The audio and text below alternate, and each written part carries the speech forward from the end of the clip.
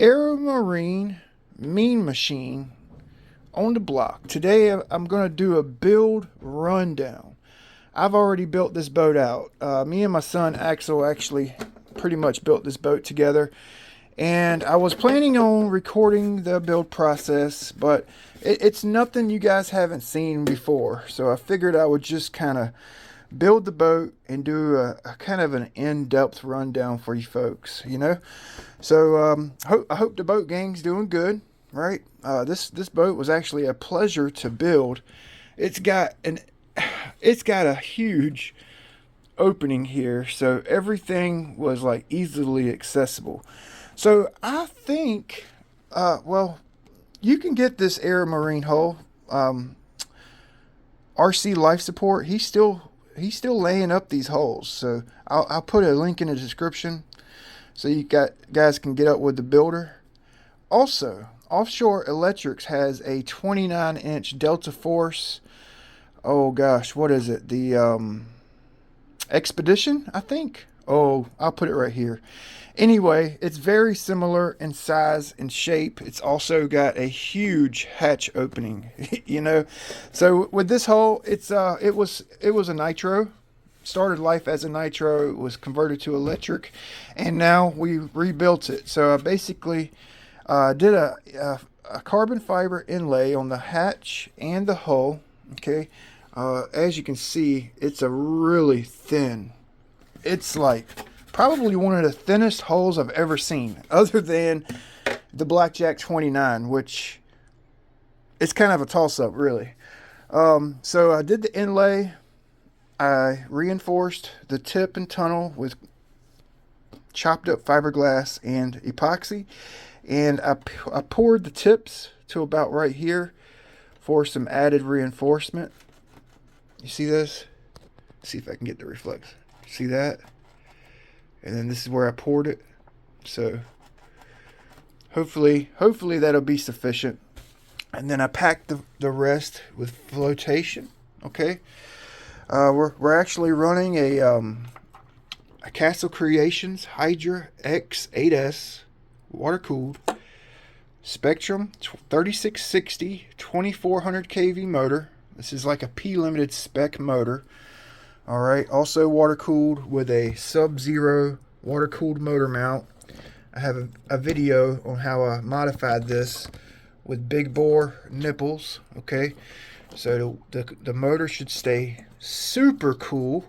All right, the boat actually came with this motor rail, and I had this motor mount and the support ring, so that worked out pretty good. Okay, a 20 kilogram Power HD servo. Okay, Metal Gear waterproof with a adjustable top loaded CNC servo mount. Okay, just epoxied onto the hull. This mount can be mounted on a plate that has posts, or a nut plate that you can screw screws in and make the whole mount removable. I chose just to epoxy it in. Okay, extra large bellow, 2mm steering rod, and the hardware came on the boat. I'm not exactly sure where you can get this hardware, or if you can even get it anymore, but I think it's an Octura strut, Octura rudder, which this was the original rudder that came with it. Single pickup. It had a blast pickup right here that we removed, and I decided to use a TFL rudder, dual pickup rudder. You can buy this blade like by itself. I did actually have to cut it. I had to cut it out right here to fit in the mount. You know, I had to elongate this section, but it actually fit in there perfect. I drilled a breakaway hole because the stock rudder didn't have it. So we got that kind of modified. Turned out pretty good. Okay, I drilled my water cooling through hole really low. You guys see that? I drilled it real low so I'd have like a flat shot to my bow and arrow tubes. These are they were camouflage bow and arrow tubes, but I sanded off the camouflage print, and it's basically a carbon fiber tube. Pretty sure it's 7 millimeters. So it was really hard to stretch. Yeah, 7.5. It was really hard to stretch this 8 millimeter cooling line on there. So if you guys decide to use a large cooling tube like I did, a hard tube for your cooling, or a 7 millimeter tube, you're going to have a tough time getting these on. But they will go on. You know, just got to break through the pansiness and stretch it onto the hard line. Or you can use an aluminum tube. I mean, there's more ways to one skin a cat, right? I just think the carbon fiber looks good, and that's all I had, right? So what I'll probably do next is make me a little mount right here for each tube so they kind of stay in place. But the motor placement kind of keeps it where it needs to be for now, and the way I drilled this out. So it basically goes to the ESC, out the boat, from the rudder to the motor. Actually, let's see, to the motor, cooling block, out the block, to the motor, and out the boat. So this setup should run super cool. Not even kidding, right? So this is the drive line. It's a 0.187 flex cable. Okay, 0.187 flex cable. I used the Octura Moly nylon thrust washers. So here's a Teflon, here's a Moly nylon. I like those Moly nylons. They're a little lower profile, and they don't protrude past the strut. You know, if you have one that's larger than the strut, it may interrupt the water going to the prop. So I like those Moly nylons. You know, they're hard. They're not like a soft, pliable Teflon. So this stuffing tube, it came in the boat. It was stock, so I left it. And it was actually, it's an oversized stuffing tube. Well, not really. It's actually designed to house a 0.187 Teflon liner, which I think it's a 9/16 tube.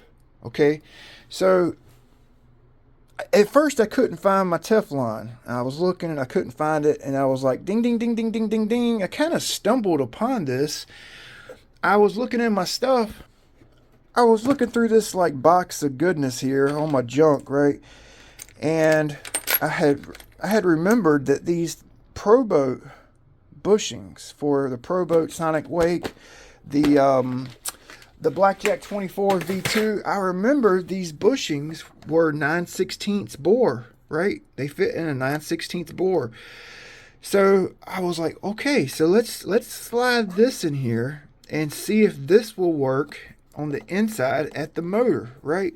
So I'm using this bushing right here to shim up my stuffing tube to flex cable. I've already spooled it up. It sounds so flipping good, boys. Not even kidding. So this is an idea. Drive line is designed for a Teflon liner. Okay. I'm using this bushing in the oversized stuffing tube. So we'll run it like this. One day, I'll take the bushing out. We'll put the Teflon in there and run it, and just see if we notice a difference. I doubt it, right? But you'll see later on in the video. It sounds so freaking good. So if you got like a Animal Twin Cat, I think the Zonda, they run a Teflon liner with the 9/16 tube. The Sonic Wake V2, they run the Teflon with the 9/16 tube, oversized tube. So if you take the Teflon out and you have some chatter, if you want to run the driveline with no Teflon and you have a little chatter, if this area of your stuffing tube is straight, you can use the bushing to get rid of the chatter. But you can't have any kind of bend like on this area of the tube, right? Speedmaster bushing, which the Speedmaster will fit in a 1/4-inch stuffing tube, which 1/4-inch stuffing tube you run with a 0.187 3/16 cable with no Teflon liner. Okay, so you would run the Speedmaster with no Teflon liner, or the Pro Boat with no Teflon liner in a 9/16 stuffing tube. You guys, hopefully you guys are kind of following me there. So this will help in a few different ways. It will help it will help if you have grease flying out up here, which you shouldn't, but if you do, it'll help with that.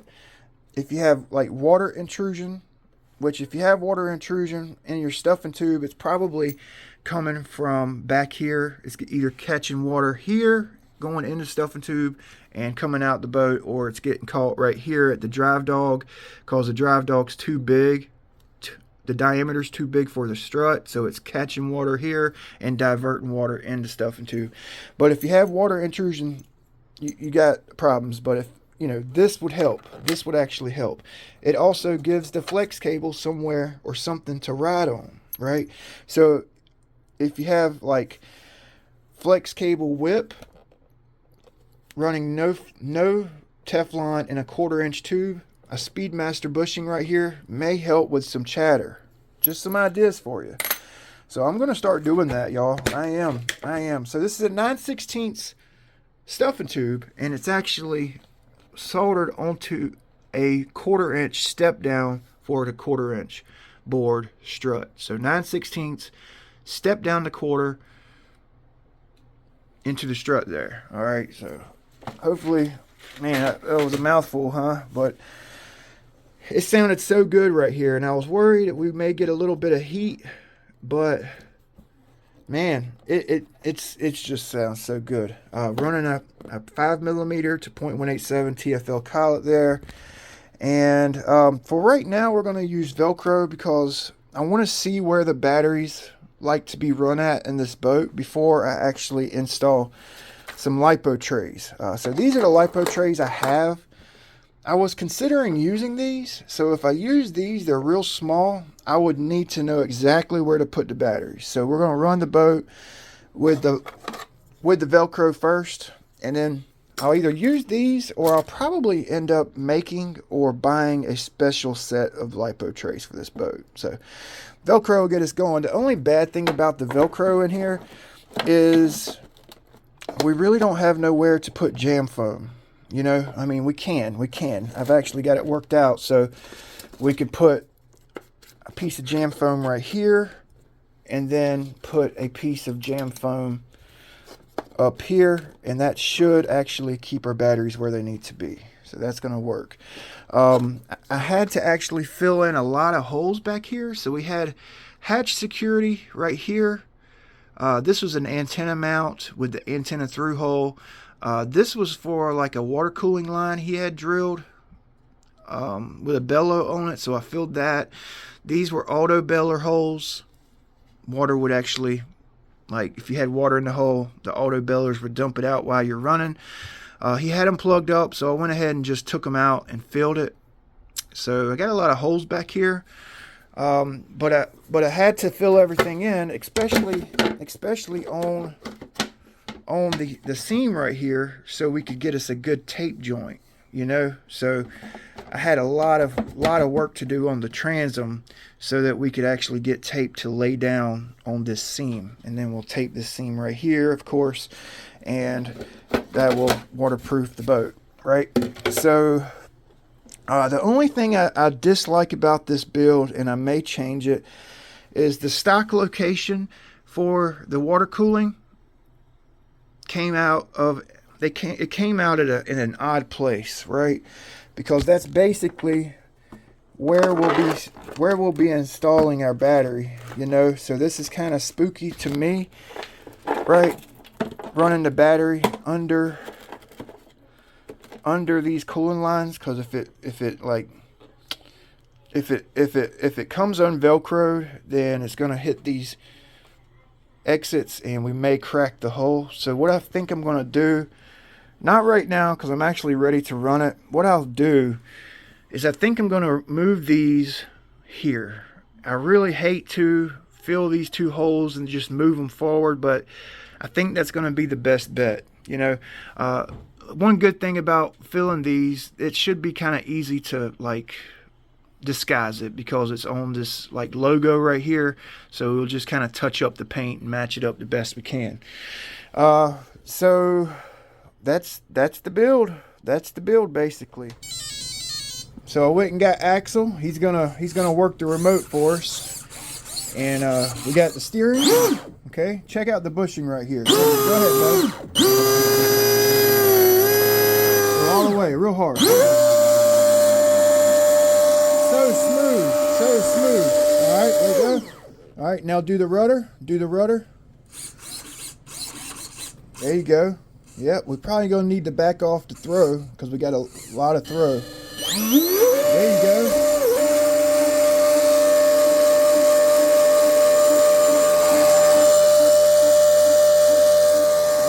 Good. That's good. Now let me feel this. Let's see if it's hot. Ooh, it's warm. It's warm. It's not hot. All right. Hold on. Just do little bumps. Little bumps on the trigger. There you go. There you go. Feel this. Not even warm. All right, that's good. Now do the rudder.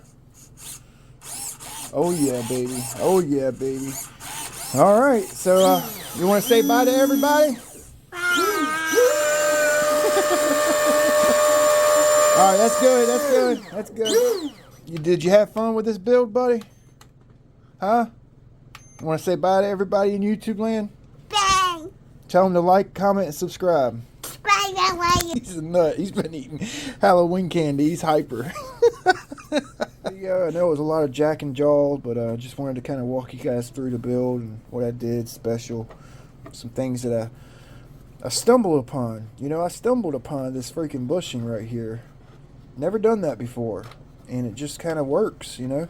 So, like the videos, comment, and subscribe to the channel if you enjoy boats like me. We'll see you next time.